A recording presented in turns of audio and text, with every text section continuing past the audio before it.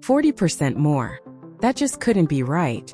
I blinked at my screen, but the numbers refused to change.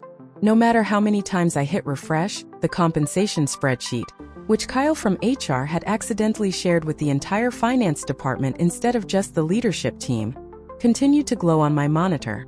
Each row was more devastating than the last. Mason Reeves, 2 years here.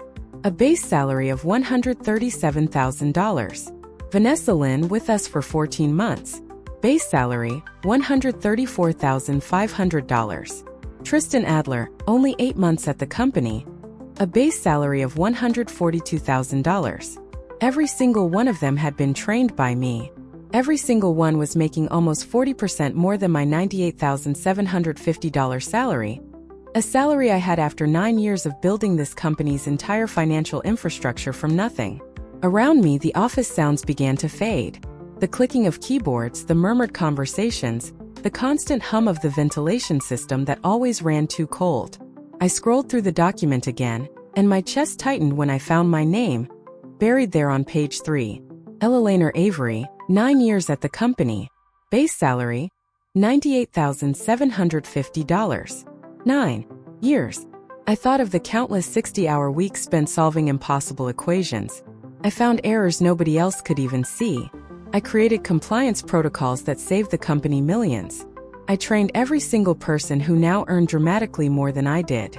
I glanced across the open office at Mason, who was laughing at something on his screen, probably another cryptocurrency meme.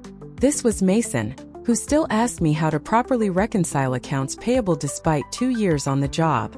Mason, who earned nearly $40,000 more than me. The email recall notice from Kyle arrived 3 minutes later, but it was far too late. I had already downloaded the spreadsheet and saved it to my personal drive. I closed my laptop and walked directly to the office of Daniel Hammond, my manager for the past 6 years. I didn't schedule a meeting. I didn't send a message. I just knocked twice and entered when he looked up from his desk. "Eleanor, something urgent?" He actually had the audacity to look annoyed at the interruption. I placed my laptop in front of him, open to the spreadsheet. "I need to understand this." My voice sounded strange to my own ears, controlled yet completely hollow. Daniel's eyes flicked to the screen, then back to me. That slight widening of his pupils told me everything I needed to know. He knew. He knew exactly what I had found. He closed my laptop and leaned back in his chair, steepling his fingers. "Eleanor, you have to understand. I can't discuss other employees' compensation." "I'm not asking about their compensation," I said. "I'm asking about mine." I reopened the laptop. 9 years, Daniel. 9 years spent building every financial system this company relies on. I trained all of these people who now make 40% more than I do. How is that even possible? He sighed. It was that particular manager's perfect to make you feel like you're being completely unreasonable. The market has changed significantly since you were hired, Eleanor. It's company policy for new market entrants. Your compensation was set in a different economic climate. So adjust it, I said. It's not that simple, he said. There are bands, structures, policies. He actually shrugged. He shrugged at me. Take it or leave it. My hands were trembling, but not from fear. From something else entirely. I would like to request a formal compensation review, I said, keeping my voice perfectly level. I can submit the request, he said. But frankly, it will be denied. We just completed annual reviews last quarter. You received your standard 3% increase. He glanced at his watch. Was there anything else? That night I didn't cry. I didn't scream. I didn't call my sister Meredith to vent my frustration. Instead, I opened my laptop at my kitchen table and I began to write. I'm Ellie, by the way. Eleanor Avery, 34 years old. The kind of person who alphabetizes her spice rack and color codes her closet. The kind of person who's always been told she's detail-oriented and thorough.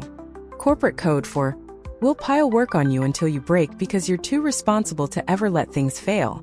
Let me just pause for a moment before I go any further. Could you please take a few seconds and tell me in the comments where you're watching from? I want to know my story has reached you wherever you are.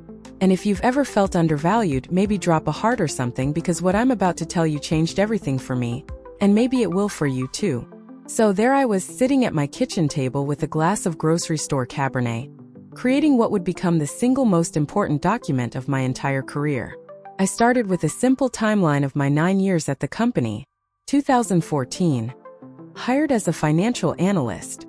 Built the first automated reporting system, which eliminated 30 hours of manual work weekly. 2015. Promoted to senior analyst. Restructured the accounts receivable process, reducing outstanding collections by 42%. 2016. Created the tax compliance framework that passed a federal audit with 0 findings. The first clean audit in the company's history. I documented everything. Every crisis I'd averted, every dollar I'd saved, every system I'd built, every person I'd trained who now earned more than me. I worked straight through the night, fueled by a cold clarity I had never experienced before. By dawn, I had created a 43-page analysis titled, "The Cost of Institutional Memory," a comprehensive breakdown of my value to the company. On the final page, I had calculated the exact dollar amount I had saved the company in the previous year alone, $267,459. I compared that against the adjustment I should have received to bring my salary to market rate, $39,500. The math, frankly, wasn't complicated. I printed the document and had it professionally bound at a 24-hour print shop. Then I went home, showered, and dressed in my most expensive outfit, a charcoal pencil skirt and cream blouse I'd bought for myself after my last promotion 3 years ago. When I arrived at the office, I headed straight for CEO Garrett Wilson's office. His assistant, Tara, wasn't at her desk yet. It was only 7:15 a.m. So I slipped into his empty office and placed 3 items right in the center of his desk: my resignation letter, an offer letter from a competing firm that had been courting me for months, offering $145,000 plus benefits, and my leather-bound analysis. Then I went to my desk and began to work as though it were any other day. By 9:30 my phone rang. It was Garrett's extension. "Eleanor, could you please come to my office?" His voice was tight. I took my time gathering my notebook and pen. I walked deliberately across the office floor, where people were already whispering. Word had gotten out about the spreadsheet. I could feel their eyes on me, but I kept my gaze forward. When I entered Garrett's office, I found not just him, but also Daniel, Kyle from HR, and Vanessa Chan, the CEO. My analysis sat open on Garrett's desk. "Close the door, please, Eleanor," Garrett said. At 57, he had the practiced calm of a man who had never been told no. I remained standing, even when Garrett gestured to the chair. "We've reviewed your document," he began, tapping the leather cover. "I have to say it's quite thorough." "Thank you," I said, keeping my voice completely neutral. "There seems to be a misunderstanding about compensation that we should address," Kyle from HR interjected, sweating slightly at his hairline. "There is no misunderstanding," I replied. "I've worked here for 9 years. I've trained 5 people who now earn significantly more than I do. When I raised the issue, I was told it was company policy. I'm simply making a business decision based on the information I was provided." Daniel shifted uncomfortably. "Eleanor, if you had just given us time to review your request." "I did," I said. "For 9 years." I turned to face Garrett directly. The final section of my analysis includes a comprehensive knowledge transfer plan. Every process, every contact, every workaround, and every system vulnerability that exists exclusively in my head, all organized by departmental impact. You'll find it is quite detailed. Vanessa Chun, who had remained silent, finally spoke. "You've clearly put significant thought into this, Eleanor." "I have," I said. "What would it take for you to reconsider your resignation?" Garrett asked, leaning forward. I had anticipated this exact question. "My market value is clearly established by both your own compensation structure and by my competing offer. But this isn't just about the money. It's about 9 years of being systematically undervalued despite my demonstrable contributions to this company's success." I paused, letting the silence grow uncomfortable. I would need my salary adjusted to $150,000, retroactive compensation for the past year's disparity paid as a bonus, and a formal review of compensation practices across the company to address similar inequities. Kyle actually gasped. Daniel looked down at his shoes. Garrett studied me for a long moment. "You realize what you're asking is highly unusual," So, I said calmly, is building your entire financial infrastructure and training my own replacements at a 40% discount for 9 years. The clock on Garrett's wall ticked loudly in the silence that followed. Outside the glass walls of his office, I could see people pretending not to watch. Finally, Garrett nodded. Give us 24 hours to prepare a formal response. I collected my notebook. My resignation is effective in 2 weeks. The knowledge transfer plan I've outlined requires 60 days minimum. You have 24 hours to decide whether that gap is worth addressing. As I turned to leave, Vanessa spoke again. Eleanor, just out of curiosity, who made you the competing offer? I paused at the door. Horizon Financial Solutions. They're led by Catherine Walsh. I let that name hang in the air. Catherine Walsh, who had famously left this very company 5 years ago after experiencing the exact same treatment I had.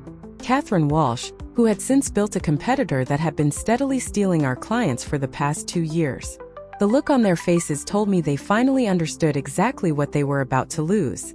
I walked back to my desk, my heart pounding but my steps perfectly steady. I could feel the shift in power vibrating through the air around me. For the first time in 9 years, I wasn't just Eleanor, the reliable financial architect. I was Eleanor, the force to be reckoned with, and they knew it. As I sat down at my desk, my phone lit up with a text from Catherine. Did you do it?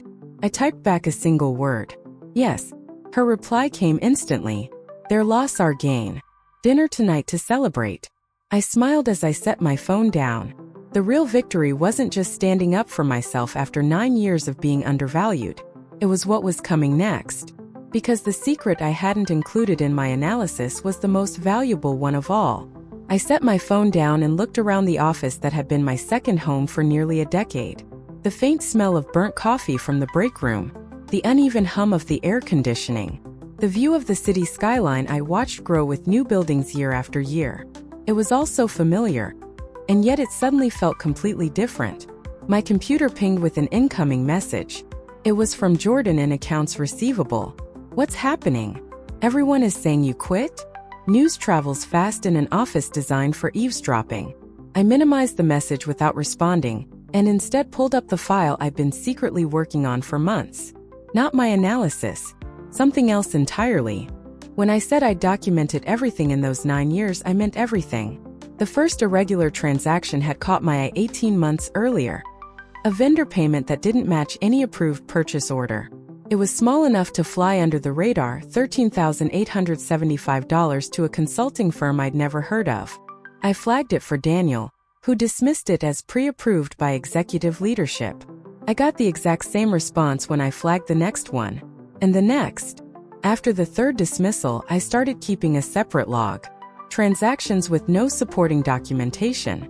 Vendors with P.O. box addresses and no websites. Payments that occurred like clockwork each quarter, growing slightly each time. By month 6 of my secret accounting, the pattern was unmistakable.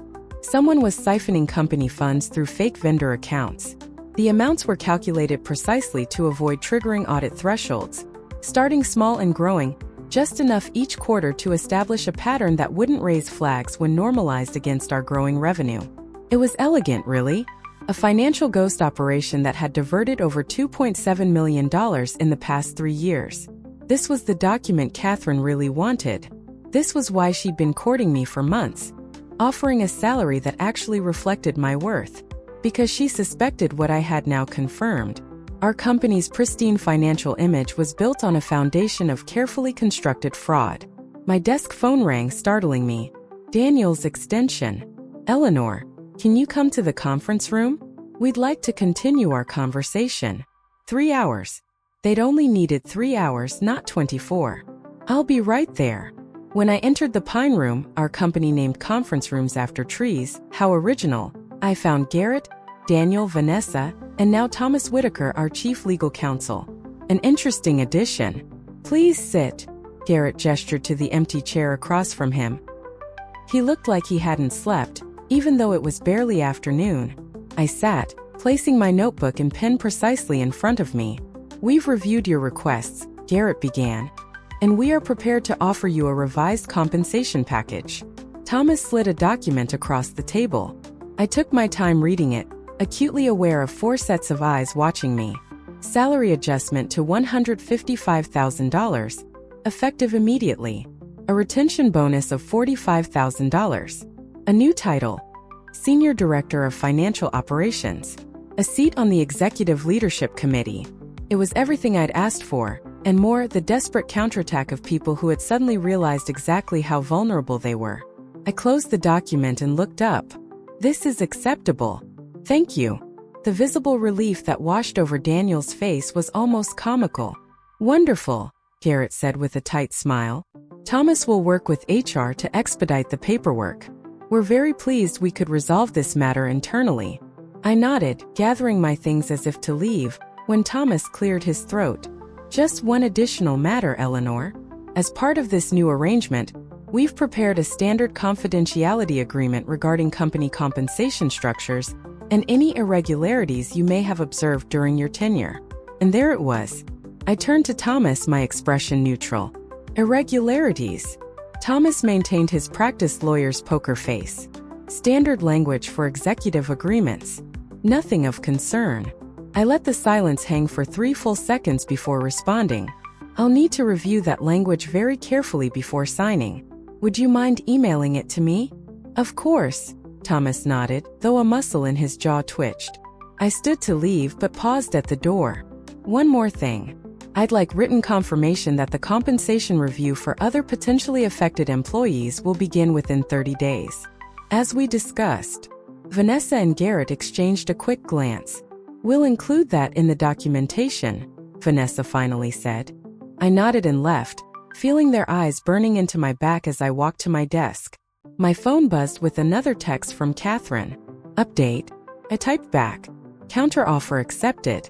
They're including an NDA about irregularities. Her response came quickly. Perfect. Proceed as planned. The next 2 weeks were utterly fascinating.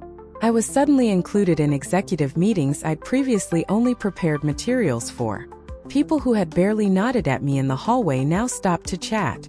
Daniel brought me coffee black, no sugar, just how I liked it, without being asked. I signed their revised offer letter, but I kept finding concerns with the confidentiality agreement, sending it back to legal with questions that required careful rewording. It was a delaying tactic Catherine had suggested. The document isn't legally problematic, I explained to my sister Meredith over dinner that weekend. I'm just buying time. Meredith shook her head, twirling pasta around her fork. I still can't believe you're doing this. The old Ellie would have just taken the money and been grateful. I set down my wine glass. The old Ellie let herself be undervalued for 9 years. The new Ellie understands her worth. And the new Ellie is kind of terrifying, Meredith laughed. I love it. For those of you wondering what happened next, and I know you're wondering, let me be very clear. I didn't break any laws. I didn't steal company secrets. I didn't sabotage any systems. What I did was much more effective. On day 15 after my confrontation, 1 day after my resignation would have taken effect, I sat across from Garrett, Daniel, Vanessa, and Thomas again.